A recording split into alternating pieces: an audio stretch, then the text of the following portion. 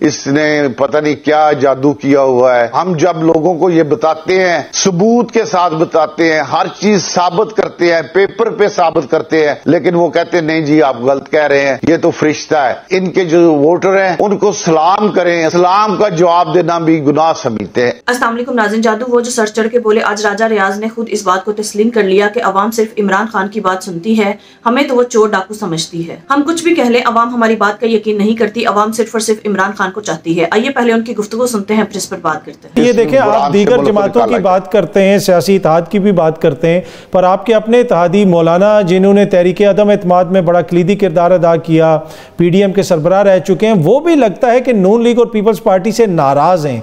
इसकी क्या वजह हो सकती है?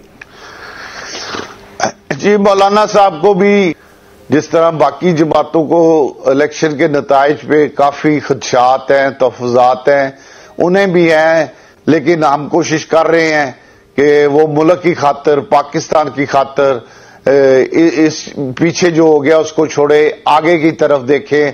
मैं भी उनसे आपके जरिए काज़मी साहब रिक्वेस्ट करता हूं क्योंकि अदम एतमाद में हमने उनके कहने पे काफी उनका साथ दिया था, तो बतौर एक उनके छोटे भाई होने के नाते मैं भी मौलाना फजल रहमान साहब से रिक्वेस्ट करता हूं कि इस वक्त इलेक्शन या सियासत को ना देखें, पाकिस्तान को देखें।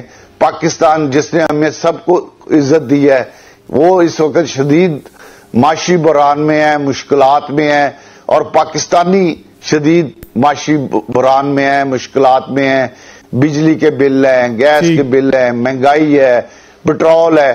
तीन चीजों के लिए मौलाना साहब से मैं रिक्वेस्ट करता हूं कि वो पाकिस्तान को मजबूत करने के लिए एक जो इत्तेहाद बन रहा है उसमें वो भी उसमें शामिल होके पाकिस्तान की तरक्की के लिए, सर नून लीग और पाकिस्तान की खुशहाली के लिए जी बिल्कुल वो अपना हिस्सा डाले। अच्छा राजा साहब, क्या बाज़ाब्ता तौर पे भी नून लीग मौलाना साहब से राब्ता करेगी?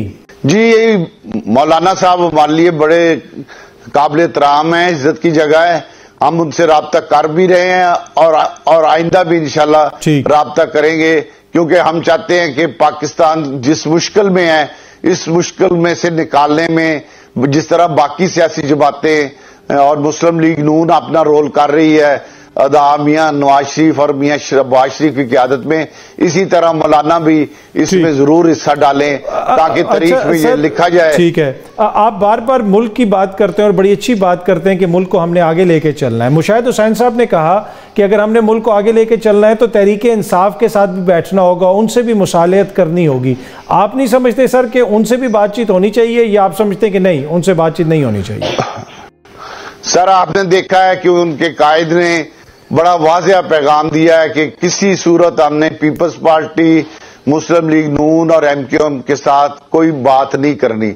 तो वो इतना गुरूर में है, इतना वो दहशतगर्द है, और उसने जो हरकतें की हैं पाकिस्तान के खिलाफ, और जो उसने साइफर लहराया है, जो उसने डकैतियां की हैं, बुजदार जैसा नालायक जाहिल आदमी पंजाब सूबे में वजीर आला बना दिया, तो हमें भी उससे बात करने का शौक नहीं है।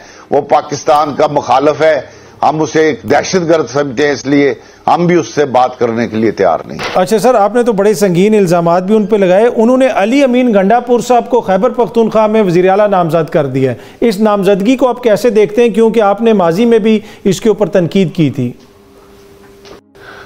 देखिए जी, वो हर वक्त नफरत, जंग और इंतशार की सियासत करता है, उसे पाकिस्तान से कोई हमदर्दी नहीं। अली अमीन गंडापुर ने जो 9 मई के इमरान खान के बाद जो सबसे बड़ा मास्टर है, वो अली अमीन गंडापुर है। इसका मकसद सिर्फ ये है कि इसको मैं वजीर आला बनाऊं, और जब वफाक में मुस्लिम लीग नून के इत्तेहादियों की हुकूमत बन जाए तो मैं फिर जिस तरह पहले वफाक पे परवेज खटक साहब की क़यादत पे इस शख्स ने हमला कराया था और शदीद वहां पे फायरिंग हुई, मेरा ख्याल 1-2 लोग उसमें शहीद भी हो गए थे। तो ये फिर आप देखिएगा कि अल्लाह इसने सिर्फ और सिर्फ अली अमीन गंडापुर को इसलिए वज़ीर आला बनाया है कि वो इसके इशारे पे जब ये कहेगा वो इस्लामाबाद पे हमला करेगा और मुल्क में इंतशार फैलेगा, मुल्क तरक्की नहीं कर सकेगा, मुल्क में ये अफरा तफरी पैदा करने की कोशिश करेगा। ये एक दिन नहीं जाएगा। अच्छा सर, पर देखें खुदा न खास्ता और माशी इस्तेकाम आए। सर खुदा न खास्ता हम सब की ख्वाहिश होगी, आपकी भी ख्वाहिश है कि ऐसी सूरत हाल कभी ना आए, लेकिन फिर आप समझते हैं कि उधर खैबर पख्तूनख्वा में इतना बड़ा मैंडेट उनको अवाम ने क्यों दिया? अगर ये लोग इस किस्म के हैं तो क्या अवाम वहां पे समझती नहीं है कि इनको मैंडेट नहीं दिया जाना चाहिए? ये काज़मी साहब हमारी कौम की बदकिस्मती है कि वो इस शख्स को समझ नहीं पा रहे। इसने पता नहीं क्या जादू किया हुआ है कि हम जब लोगों को ये बताते हैं, सबूत के साथ बताते हैं, हर चीज साबित करते हैं, पेपर पे साबित करते हैं, लेकिन वो कहते हैं नहीं जी आप गलत कह रहे हैं, ये तो फरिश्ता है।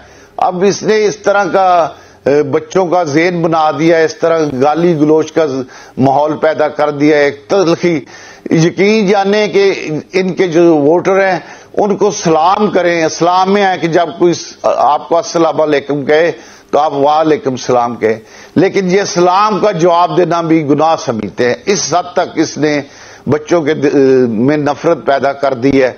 और ये आदमी पाकिस्तान में सियासी अदम इस्तेकाम की कोशिश करेगा, माशी अदम इस्तेकाम की कोशिश करेगा, और ये किसी सूरत पाकिस्तान में ये दो चीजें कोशिश करेगा कि ना हो। नाज़रीन, सबसे पहले राजा रियाज का कहना था कि मौलाना फजलुर रहमान को भी जो उन्होंने धांधली पर बात की नहीं करनी चाहिए थी, उन्हें खामोश रहना चाहिए था, क्योंकि इस वक्त हमें सिर्फ और सिर्फ पाकिस्तान का सोचना चाहिए। धांधली अगर हुई भी है तो ये कोई बड़ी बात नहीं है, हमें सिर्फ पाकिस्तान को मुकद्दम रखना चाहिए। नाज़रीन, पीटीआई का भी यही कहना है कि पाकिस्तान सबसे ज्यादा जरूरी है और किसी के भी जाती या सियासी मफादात पाकिस्तान से बढ़कर नहीं हो सकते। हमें सबसे पहले पाकिस्तान को मुकद्दम रखना है और इसकी तरक्की को यकीनी बनाना है। और पाकिस्तान की तरक्की तभी यकीनी बनाई जा सकती है जब हुकूमत अवाम के मैंडेट के मुताबिक हो।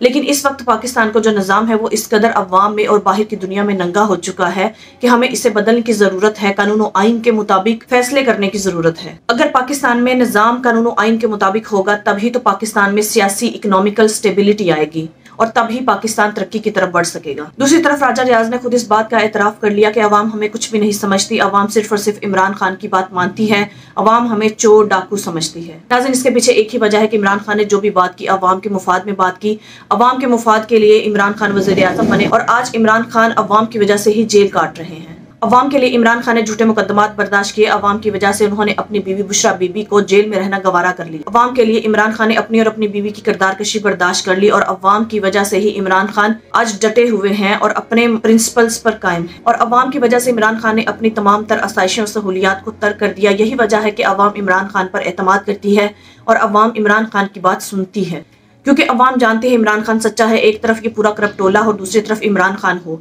तो अवाम इमरान खान की बात को प्रेफर करेगी ये दूसरे टोले पर, क्योंकि दूसरे टोले ने अवाम को हमेशा धोखा दिया है, इनका अरबों रुपया लूट कर बाहर जमा कर रखा है। इन सब ने अपने मफादात को हमेशा अवाम के मफादात पर तरजीह दी है। लिहाजा अवाम इनकी बात सुनना तो दूर की बात, इन्हें देखना भी गवारा नहीं करती, क्योंकि अवाम अब बाशाऊर हो चुकी है, अवाम इनके बारे में सब कुछ जानती है।